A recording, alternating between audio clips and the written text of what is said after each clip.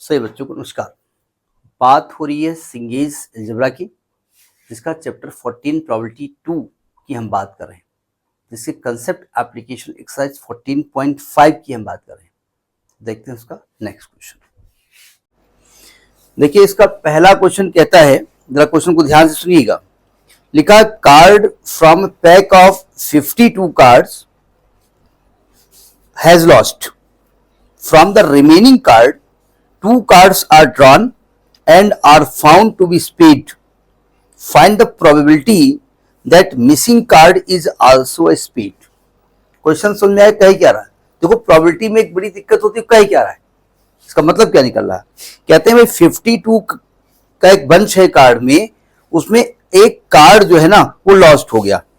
लो, अब कौन सा लॉस्ट हो उसके बारे में बात नहीं कर रहे हैं। बचे कितने? 51 बचे।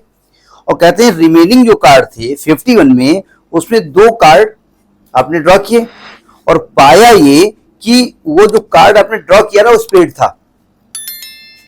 तो बता रहे हैं कि find the probability that missing card is also spade. यानी आपसे कह रहे हैं कि जो मिसिंग कार्ड है वो भी स्पेड था। क्वेश्चन समझ में आया क्या नहीं आया? समझ में आई बात नहीं आई? तो अब देखो, यहां पर 2 बातें हैं कि भाई मिसिंग कार्ड स्पेड हो भी सकता है। भाई बात प्रोबेबिलिटी की कह रहे हैं ना, अगर 100% होती कोई चीज तो प्रोबेबिलिटी में आती ही नहीं। यानी कि जो मिसिंग कार्ड है वो प्रोबेबिलिटी मतलब स्पेड हो भी सकता है और नहीं भी हो सकता है। सही कह रहा हूं नहीं कह रहा हूं? तो हमने यहां पर एक इवेंट A1 मान ली कि मिसिंग कार्ड इज स्पेड। बहुत ध्यान समझिएगा, मिसिंग कार्ड इज स्पेड, ये हमने मान लिया। और हमने एक इवेंट A2 मान ली कि missing card is not spade. तो 2 बातें हो सकती है ना, कि मिसिंग कार्ड स्पेड हो भी सकता है और स्पेड नहीं भी हो सकता। स्पेड आप जानते हैं जो ब्लैक वाला पान होता है, ठीक है। तो ये बताइए, अगर मिसिंग कार्ड स्पेड A1 आपने माना है तो A1 की प्रोबेबिलिटी क्या होगी भाई? कितने स्पेड होते हैं? 13 होते हैं ना। तो 13 अपान टोटल 52 यानी 1/4 हो गया। अगर प्रोबेबिलिटी ऑफ A2 निकालें तो 2 तरीके से आप निकाल सकते हो। भाई स्पेड को 1 में से माइनस कर दो, भाई स्पेड का होना या ना होना मिलाकर के 1 हो गया। या नॉन स्पेड कार्ड कितने हो जाएंगे? 39 अपान 52, तो 3/4 ऐसे भी कर सकते हो, ठीक है। करना क्या है, ये कह रहे हैं कि 2 कार्ड आपने ड्रॉ किए।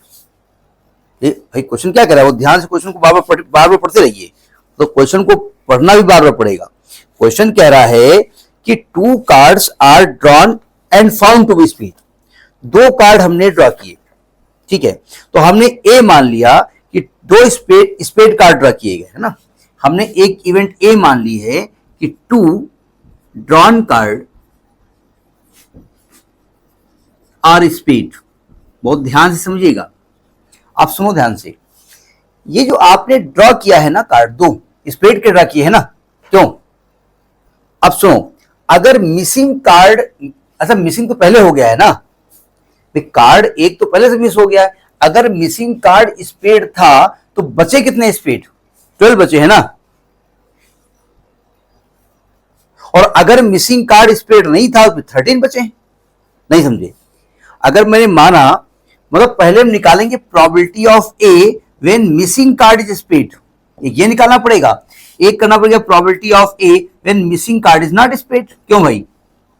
भाई ए की प्रोबेबिलिटी निकालनी है। अब प्रॉब्लम ये है कि स्पेड निकाल रहे हो, अगर एक पहले जो खो गया है वो स्पेड था तो फिर बाद वाले कार्ड में इफेक्ट पड़ेगा, ठीक है। अगर मिसिंग कार्ड भी स्पेड है तो प्रोबेबिलिटी ऑफ ए कैसे निकलेगा?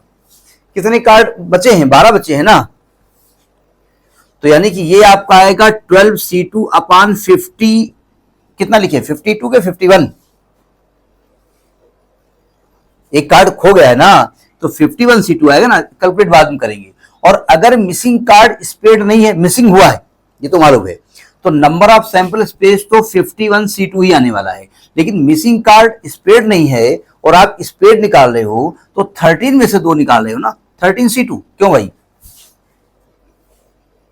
तो आपसे क्वेश्चन क्या पूछ रहा है? क्वेश्चन पूछ रहा है कि find the probability that missing card is spade. Missing card is spade मतलब आपको प्रोबेबिलिटी निकालनी है कि मिसिंग कार्ड जो है स्पेड होगा, यानी कि प्रोबेबिलिटी ऑफ स्पेड का, जबकि आपने स्पेड निकाला है। क्वेश्चन समझ में आया नहीं आया? प्रोबेबिलिटी ऑफ A1 जबकि आप निकाल भी रहे हो स्पेड। तो क्वेश्चन समझ में आया कैसे लगेगा, ये किस कॉन्सेप्ट से लगेगा?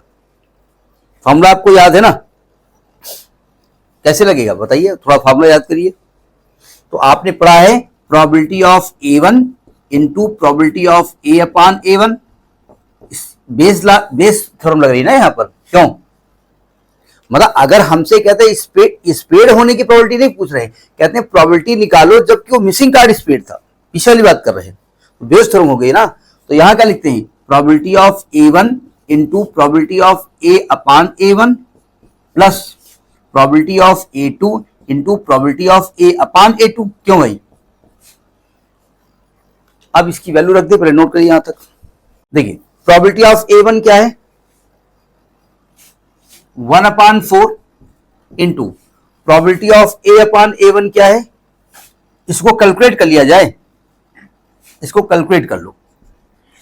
12 इंटू, अच्छा बाद में करेंगे, अब यहां गंदा हो जाएगा। 12C2 upon 51C2 whole upon, क्या मतलब? अच्छा हाँ वो कट जाएगा, इसीलिए हम कुछ छू नहीं रहे हैं उसको। प्रोबेबिलिटी ऑफ A1 हो गया 1/4 into A upon A1 12C2 upon 51C2 plus A2 3/4 into 13C2 upon 51C2। थोड़ा गंदा हो गया है, गंदा क्या जगह, इसी में लगता है डिजिटल बोर्ड होता, लेकिन डिजिटल बोर्ड होता मतलब बहुत महंगा आता है ना, फिलहाल अभी तो संभावना नहीं है, कैलकुलेशन गड़बड़ ना हो। तो 51C2 ऊपर नीचे इस कॉमन लेके कट जाएगा, तो आएगा 1/4 इंटू 12C2 क्या होगा, 12 into 11 upon 2 into 1 whole upon, ये 1/4 होगा into 12 into 11 upon 2 into 1 plus 3/4 होगा, ये कितना होगा 13 इंटू 12 अपॉन 2 इंटू 1। अब काट पीट की जाए, सुनो ध्यान से, अब थोड़ा, क्योंकि आप बीटेक में है तो मैथ आती है आपको है। देखो 4 भी कॉमन लेके कट जाएगा ना इससे, और 2 इंटू 1 भी कॉमन लेके इससे कट जाएगा, तो ऊपर बचेगा 12 into 11 upon 12 into 11 plus 3 into 13 into 12। एक काम और मैं कर रहा हूं, हाँ वही मैं कर रहा हूं, 12 कॉमन लेके काट देते हैं, तो ऊपर बचेगा 11 अपॉन 11 प्लस 13 11/50। ये आंसर आ रहा है क्या? अरे वाह, गुड, लिख दो। तो बेस तो समझ ही नहीं आई। देखो अच्छा सुनो ध्यान से, अब जरा क्वेश्चन समझिएगा, यहां तक नोट कर लिया ना। अगर हमसे कहते कि 35 कैसे होगा, 30, मेरी राइटिंग की वजह से 35 लग रहा है, वो राइटिंग की वजह से लग रहा है। अब सुनो ध्यान से, अगर एक क्वेश्चन कहते कि आपने जो कार्ड ड्रॉ किया है वो स्पेड है, समझे, जो 2 कार्ड ड्रॉ किया वो स्पेड है, क्वेश्चन चेंज हो जाता। नोट कर लिया ना, मतलब क्वेश्चन को मैं चेंज कर रहा हूं। अगर वो आपसे कहते 2 कार्ड जो आपने ड्रॉ किया वो स्पेड है, तो आप कहेंगे प्रोबेबिलिटी ऑफ ए, तो क्या होता है probability of A1 into probability of, कैसे निकालेंगे भाई, ये डिपेंड करता है ना कि आपका जो मिसिंग कार्ड क्या था। तो probability of A1 probability of A upon A1 plus probability of A2 into probability of A upon A2, ये टोटल प्रोबेबिलिटी हो जाती है, टोटल प्रोबेबिलिटी। ठीक है, तो अगर आपसे कहते कि भाई स्पेड के होने की प्रोबेबिलिटी निकालो, तो ये लिखा जाता। उन्होंने ये नहीं कहा, बोले स्पेड तो हमने निकाला है, ये बताओ जो मिसिंग कार्ड था वो स्पेड था, उल्टा रिवर्स चले गए, इसलिए हमने बेस थ्योरम अप्लाई की। समझ में आई बात नहीं आई? तो अगर केवल हमसे स्पेड होने की प्रोबेबिलिटी पूछते तो ये निकालते, इसको कहते हैं थ्योरम ऑफ टोटल प्रोबेबिलिटी। तो टोटल प्रोबेबिलिटी और बेस थ्योरम में थोड़ा कंफ्यूजन, ध्यान रखिएगा, नोट करिए।